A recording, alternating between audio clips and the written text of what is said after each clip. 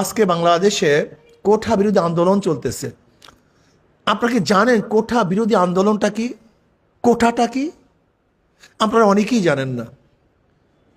56% কোঠা ভিত্তিক চাকরি হবে। যদি 100 জন ম্যাজিস্ট্রেট নেওয়া হয়, এর মধ্যে 56 জন কোঠায়। আপনি চিন্তা করতে পারছেন মেধা কোথায়? মেধার দাম কোথায়? আর সেই 56 জন যে কোঠায় যাবে, কি অবস্থা? অবস্থাটা কি? আজকে দেখেছেন পত্রিকা এসছে, বিভিন্ন রিপোর্টের মধ্যে আসছে, একজন মুক্তিযোদ্ধা তার সন্তান হলো 1 জন 2 জন, কিন্তু তার সন্তান দাবি করছে 7 জন। আজকে পত্রিকায় দেখেন মোট 9 জন। 7 আর 2 9।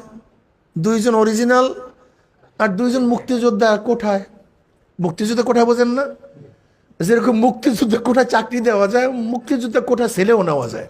আমি যা দেখলাম আর কি, সন্তান না হইলো মুক্তিযুদ্ধ কোঠায় সন্তান জন্মগ্রহণ করানো যায়। এ খুব দারুণ মজার ব্যাপার। এতদিন জানতাম মুক্তিযুদ্ধ কোঠায় বা অন্য কোঠায় চাকরি দেওয়া হয়, কিন্তু এখন দেখা যায় যে মুক্তিযুদ্ধ কোঠায় সন্তানও জন্ম দেওয়া হয়। দারুণ কোঠা। এদেশের মেধাবী ছাত্ররা কি করবে? ঘাস কাটবে? তারা কি ঘাস কাটবে? আমাকে বলুন তো। একটা ক্লাসের মধ্যে মনে করেন কতজন মেধাবী থাকে? গোল্ডেন এ প্লাস কতজন পায়? গোটা বাংলাদেশে যে পরীক্ষার্থী ছাত্ররা, এর মধ্যে ফার্স্ট ক্লাস ফার্স্ট কতজন হয়? 1 জন। আগে যখন এই সিস্টেমের পরীক্ষা ছিল, এখন গোল্ডেন এ প্লাস 100 মার্কস কতজনে পায় বাংলাদেশে? আমাকে বলুন তো। 95% মার্কস কতজনে পায়? অথচ সেই ব্যক্তি চাকরি পাবে না। আর আমি নাখারাস্তা, কিছুই পারি না, আমি কোঠার ভিত্তিতে চাকরিতে ঢুকে যাব। তা বাংলাদেশ গোল্লায় যাবে না আসমানে যাবে? এটা গোল্লাই যাবে। সেই অবস্থা চলতেছে। এটা হতে পারে? এটা সম্ভব? বুঝলাম কোঠাটা কি? নাতিপুতি 14 গোষ্ঠী সে কোঠার আন্দারে থাকবে। লুটপাট নাকি? না ফাইজলামি নাকি? এদেশের খেটে খাওয়া মানুষের টাকা দিয়ে, এদেশের রক্ত ঝরা মানুষের টাকা দিয়ে, ঘাম ঝরানো মানুষের টাকা দিয়ে, আজকে খাজনা ট্যাক্স ভ্যাটের পয়সা দিয়ে এখানে পাগলামি চলবে, যা ইচ্ছা তাই চলবে, যা চলতে দেওয়া হবে না। দেখেন আনিসুল হক সাহেব কি বলেন, আইনমন্ত্রী। যারা কোঠা বিরোধী আন্দোলন করে তারা পাকিস্তানের প্রেতাত্মা, রাজাকারের সন্তান। এই রাজাকার আর মুক্তিযোদ্ধা, এই বৈষম্যমূলক 2টা শব্দকে বাংলাদেশ থেকে তুলে দিতে হবে। এই 2টা শব্দ হলো বাংলাদেশকে ধ্বংস করার চক্রান্ত। কোথায় 50 বছর চলে গেছে আজকে স্বাধীনতার বয়স? এখন কিসের বৈষম্যতা আসবে? এখন ভারতের রাজাকাররাই এই শব্দ জিয়ে রাখতে চায়।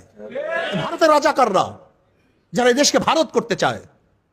বাংলাদেশে মেধার ভিত্তিতে চাকরি হবে, কোঠার ভিত্তিতে নয়। কিসের ভিত্তিতে? না কোঠার ভিত্তিতে? আপনারা একমত না দ্বিমত?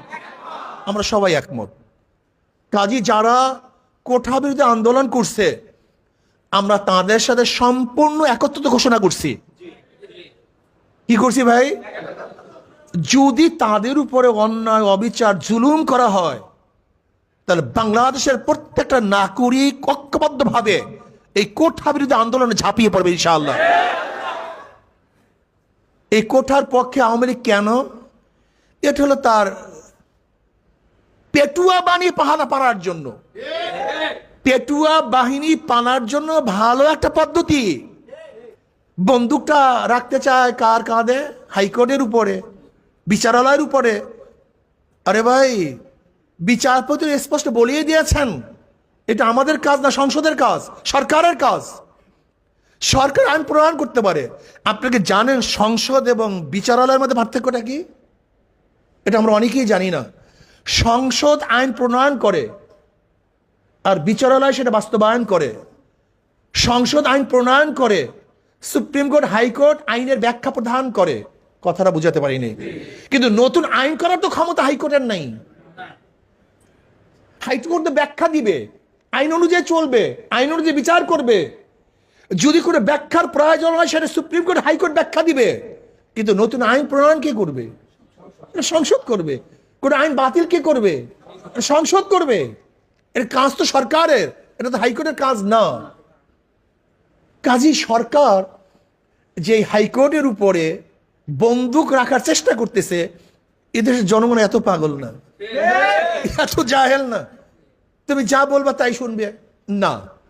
আমরা চাই এটা বিচারালয়ের কোনো কাজই না, এটা সম্পূর্ণ সরকারের কাজ। কাজে সরকারকে বলবো, ছাত্ররা যে ন্যায্য দাবি করছে, ওরা কি দাবি করছে? মেধার ভিত্তিতে, পরীক্ষার ভিত্তিতে চাকরি হবে। এটা তো আমিও চাই, আপনিও চান। কি কথা ঠিক না? কিন্তু যারা পিছনের রাস্তা